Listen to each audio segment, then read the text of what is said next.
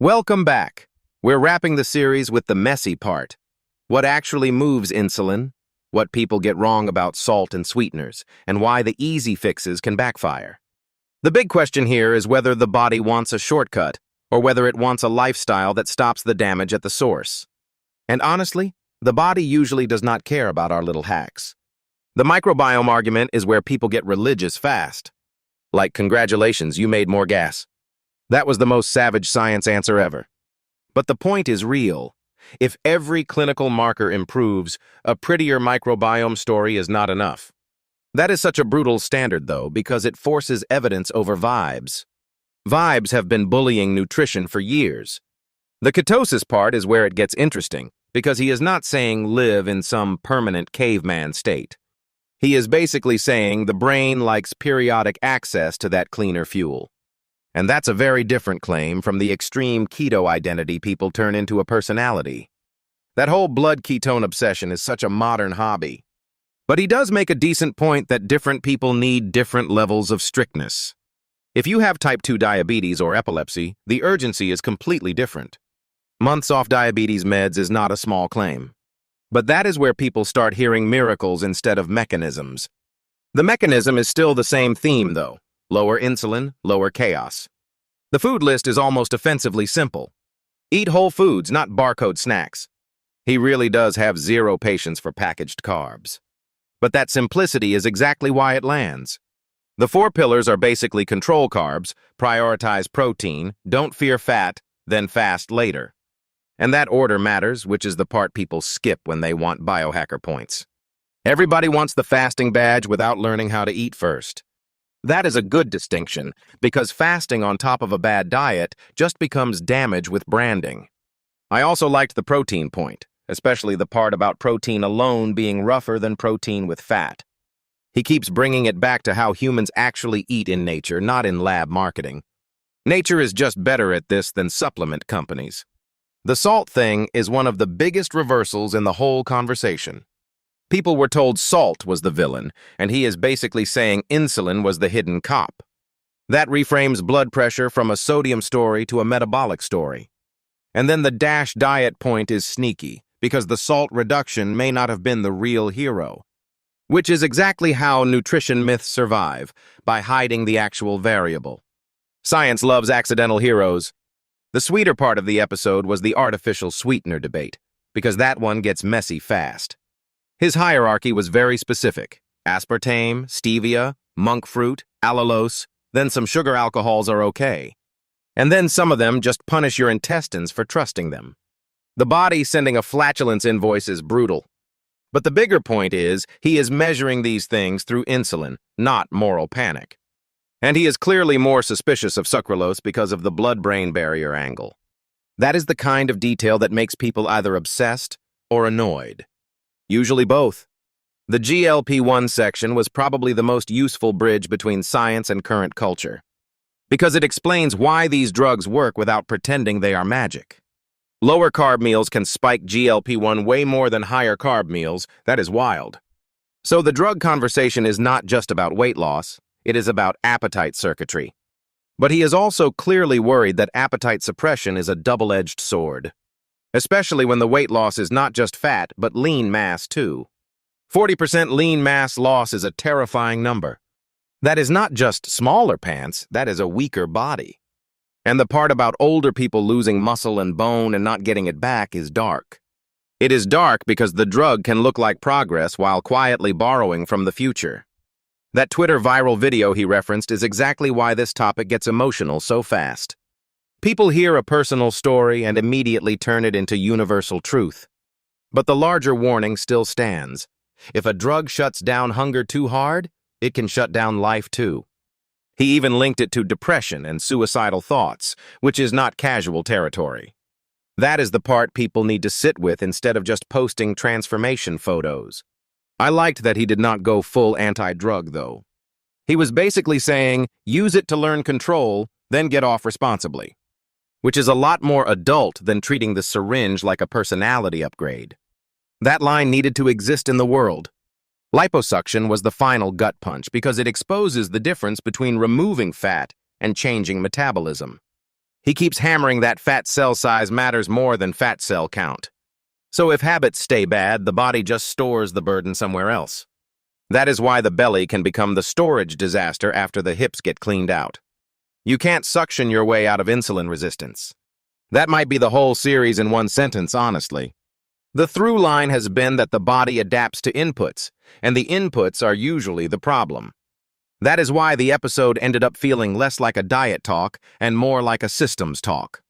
Even the personal ending with his wife fits that because support systems matter too. That part was actually pretty beautiful. It reminded me that health advice sounds stronger when the person has a life worth protecting. And that is the series, really. Less mythology, more mechanics, and a lot more honesty. Also, maybe fewer barcode snacks. Huge lesson there. Thanks for riding through all 4 episodes with us. We'll see you in the next one, and hopefully with fewer myths to clean up. Welcome back, because this one gets into insulin, ketosis, and the expensive lie of easy fixes. We're basically asking whether the body wants fewer hacks and more discipline, and whether the bloodstream has been getting blamed for the wrong crimes. What keeps hitting me is how many diseases get pulled into one mechanism. Diabetes, blood pressure, fatty liver, even brain stuff all in one bucket. That's a rude bucket, honestly. It is, because once insulin resistance shows up, the body starts misbehaving everywhere. I like that he keeps refusing the treat the symptom and leave mentality, which is bad news for the medical industry's favorite habit. Right, because a patch is easier than a lifestyle overhaul. But the weird part is how much of this starts with food we barely notice.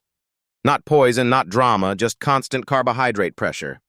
The barcodes line is funny, but also annoyingly accurate. The pantry is basically a glucose ambush now. His first pillar, control carbs, is simple enough to sound fake. Eat whole plants, stop drinking your carbs, stop worshiping packaged food. That's the part people hate because it's boring. Everyone wants a drug, nobody wants a grocery list. That is painfully true. But then he layers in protein and fat, and that changes the tone. Because now it's not deprivation, it's structure. And he's pretty blunt that humans do not need carbs at all. 0 is a wild number to attach to something so culturally sacred. Bread lovers just fainted somewhere. Still, his point is not anti-food, it's anti-confusion. If you need protein and fat, why keep centering the one thing you can live without? Because habits are louder than biology sometimes. The ketosis piece was interesting because he's not even saying permanent max keto for everyone. He's saying frequent low insulin states might be the real win. Especially for people with epilepsy or migraines, that got intense fast. But for regular people, he's more like, lower the carb load and stop making it a religion. Which is very unsexy advice and very effective advice. The best kind of advice is usually terrible content. I also liked the blood ketone fluctuation point because it makes ketosis feel less mystical.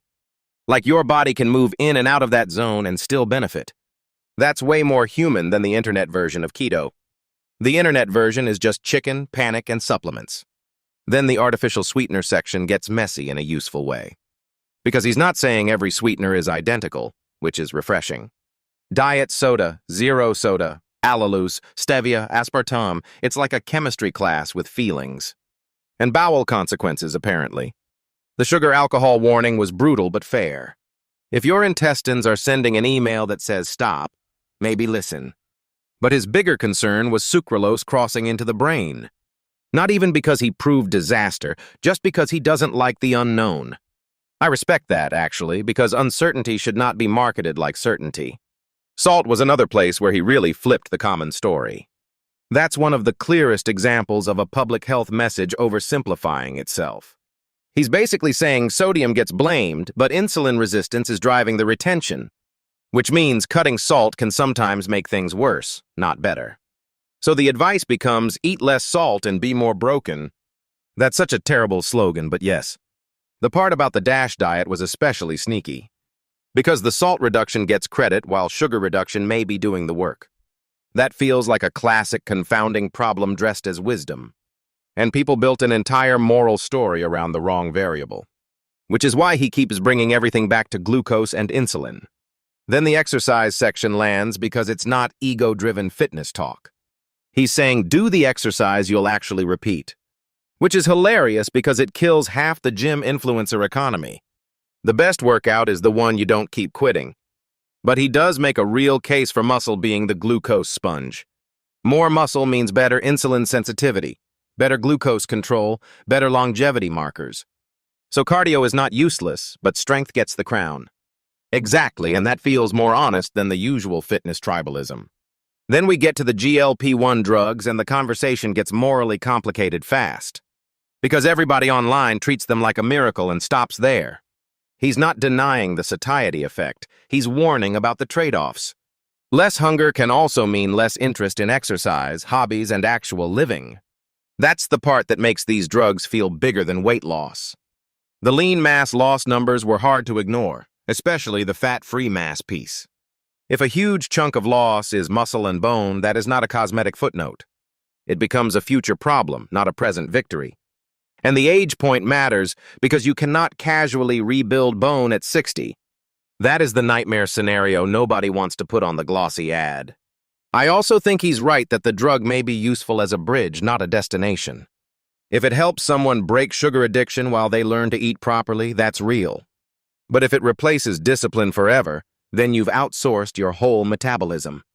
Which is a terrifying sentence and an even worse business model. Seriously, just hand the steering wheel to the syringe and hope for character development. The bone density discussion was good because it separated evidence from panic. The drug may not directly attack bone, but the behavior shift may still hurt bone. So the mechanism is indirect, but the risk can still be real. That distinction matters a lot, especially when people turn every caution into a conspiracy. And then liposuction was like the final reminder that body hacks are often just shape hacks. Because removing fat cells is not the same as improving the system that made them. Small fat cells are metabolically better, and the body cares about size more than vanity. If you keep the same habits after liposuction, the fat just relocates. The body basically says, nice cosmetic surgery, anyway here is your belly. That is horrifically funny and probably true. So across the whole episode, the theme is really the same. Stop worshiping shortcuts that ignore why the problem started. Eat in a way that lowers insulin, move in a way that builds muscle, and treat drugs as tools. Not saviors. That's the cleanest version of the message for me. And honestly, it fits the whole series arc perfectly. Less mythology, more mechanics, and a lot fewer miracles. Also, fewer barcode snacks, which is now basically the series slogan. Thanks for riding with us through all 4 episodes. We'll see you in the next one, and hopefully with fewer myths to clean up. Welcome back, and this one is about insulin, ketosis, and the price of easy fixes. We're ending on the messy question of what actually changes the body versus what just buys relief. And honestly, this is where the whole thing gets interesting. Because people keep wanting one miracle lever for everything. Human beings love a shortcut with a prescription label, and then act surprised when the shortcut has receipts. The core argument here is that insulin resistance sits under a lot more disease than people admit. Diabetes, sure, but also blood pressure, liver, brain, hormones, all of it. That's the part that makes the whole thing feel bigger than dieting. It's not just weight loss, it's metabolic repair. And ketosis becomes the weirdly controversial part of that repair. Because the idea is not to live in some permanent caveman trance.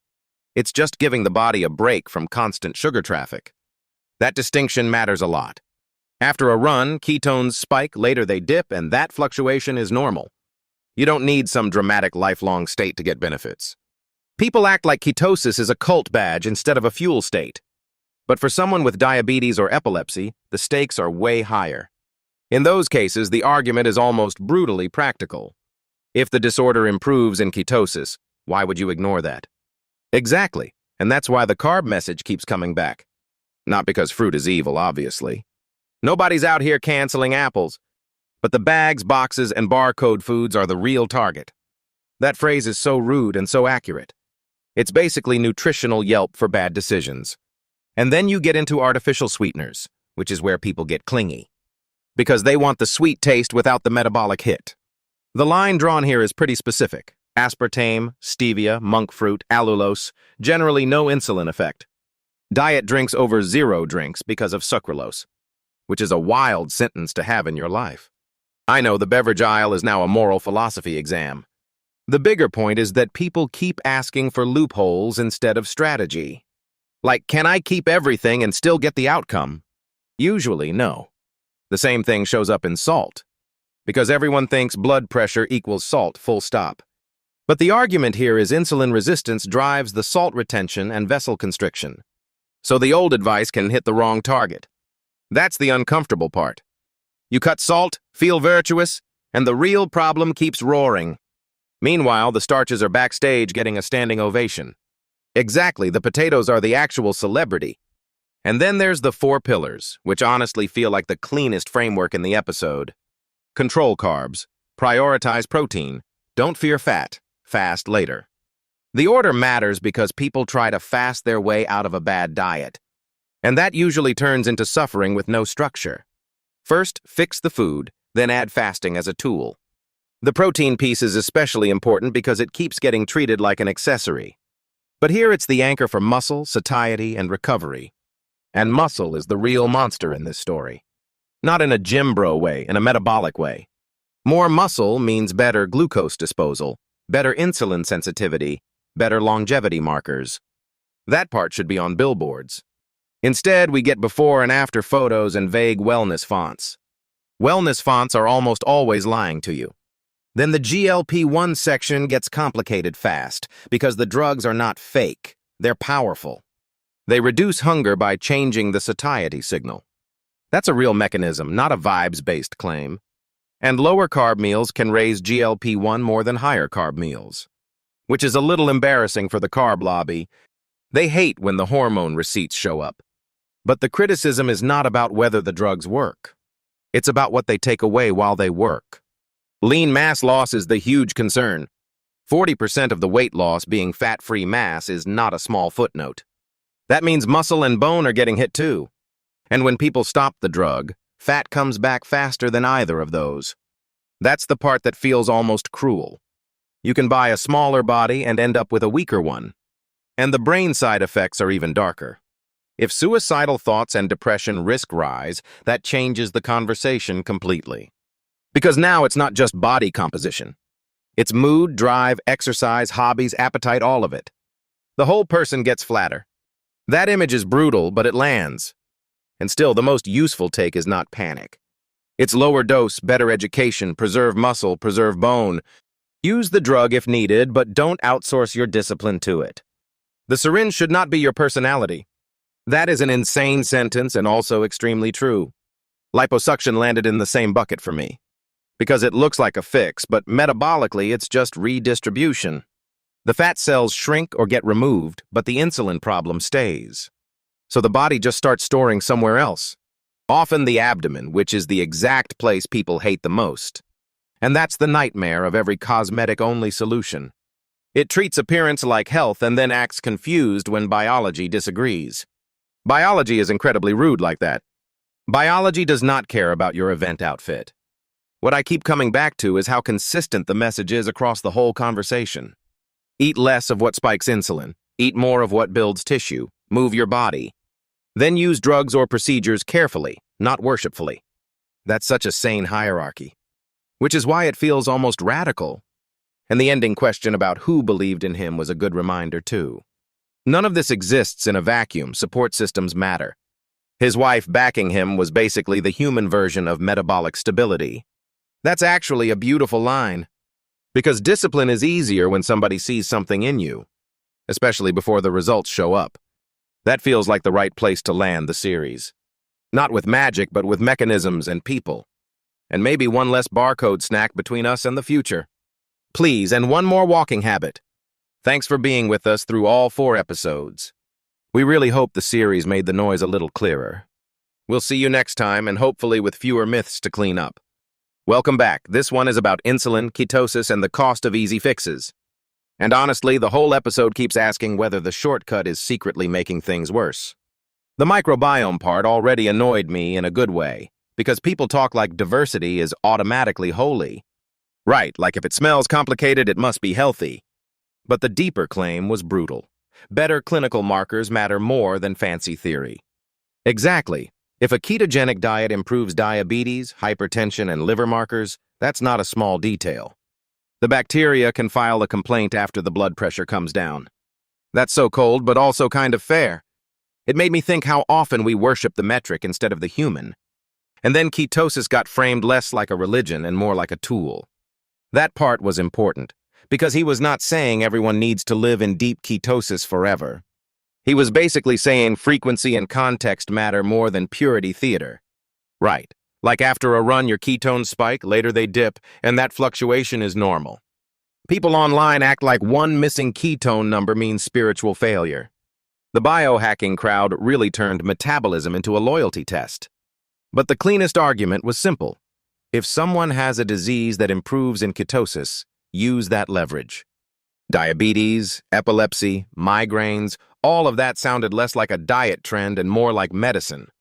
And then he pulled back for everyone else and said just control carbs, prioritize protein, and do not fear fat. That phrase, no essential carbohydrate, is where half the internet would lose its mind. The bread lobby would have an emotional breakdown. They'd need a support group and a bagel. But the logic is hard to ignore when the body literally has essential fats and essential amino acids. So carbs become optional, not sacred. Which is why the 4 pillars felt more practical than ideological. Control carbohydrates, prioritize protein, don't fear fat, and fast only after the basics are handled. That ordering matters because otherwise fasting just becomes punishment with a podcast aesthetic, or a very expensive way to be cranky at brunch. The protein piece especially landed for me because he kept saying muscle is the great glucose sink, and exercising muscle opens the glucose door without waiting for insulin to knock. That image is actually great because it makes exercise feel mechanical instead of moralistic. More muscle means better glucose control, which means better insulin control, which means better aging. So the longevity conversation is not just about being skinny, it is about being strong. Which is annoying for people who want a one-number answer, because bodies refuse to be that polite. Bodies are rude like that. The salt section was another place where he really pushed against a beloved public health story. He basically said the big villain was not salt, it was insulin resistance trapping salt in water. Which makes the standard advice feel embarrassingly incomplete. Because if you tell someone with high blood pressure to cut salt and ignore sugar and refined starch, you miss the engine. And worse, you might even make them more insulin resistant by over-restricting salt. That part is wild, because the advice sounds responsible until the mechanism shows up. Medicine does love a policy that looks tidy and behaves badly. That should be on a mug somewhere. Then the GLP-1 discussion got even more complicated, because the drugs are not fake miracles, but they are not free miracles either. I liked that he admitted they can help with cravings and satiety. Lower carb meals can spike GLP-1 more, and that means more fullness. So the biology is real, not just internet vibes. But the costs he kept warning about were muscle loss, bone loss, and the possibility of people getting too thin too fast. 40% of the weight loss being lean mass is not a small side effect, especially when a lot of people eventually stop the drug and regain the fat but not the muscle. That is the nightmare version of a shortcut. The Avery example was sad because it showed how quickly a weight loss story can become a health loss story. And he was careful, which I appreciated, not to say the drug is uniformly evil. He was really saying the dose should be low enough that the person still learns discipline. That is a very unsexy answer, which usually means it is probably the right one. Unfortunately, yes. Liposuction felt like the same theme in a different outfit. The body does not care that you removed fat from one place if the underlying behavior stays the same. You can shrink the visual problem and leave the metabolic problem untouched. And then the remaining fat cells just get overloaded somewhere else, usually the belly. Cosmetic victory, metabolic debt. Yeah, that is the whole trap in 3 words. What I keep coming back to is that all these topics had the same spine. The spine is that symptoms are often the loudest thing, but not the root thing. Insulin resistance can sit behind blood pressure, diabetes, fertility issues, brain aging, and body composition. So if the root is ignored, you get 1,000 expensive reactions to one silent cause. That is such a frustrating way for medicine to work, but it happens all the time. And the practical answer was never glamorous.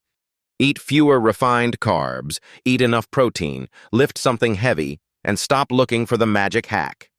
Which is why nobody wants to hear it at first. But it is also why it actually scales across so many conditions. That was the point of the whole series for me. Not perfection, not purity, just fewer bad assumptions and better defaults.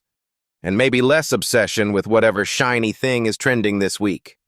Please, the internet cannot survive one more miracle food. If anything, the series kept coming back to the same uncomfortable truth.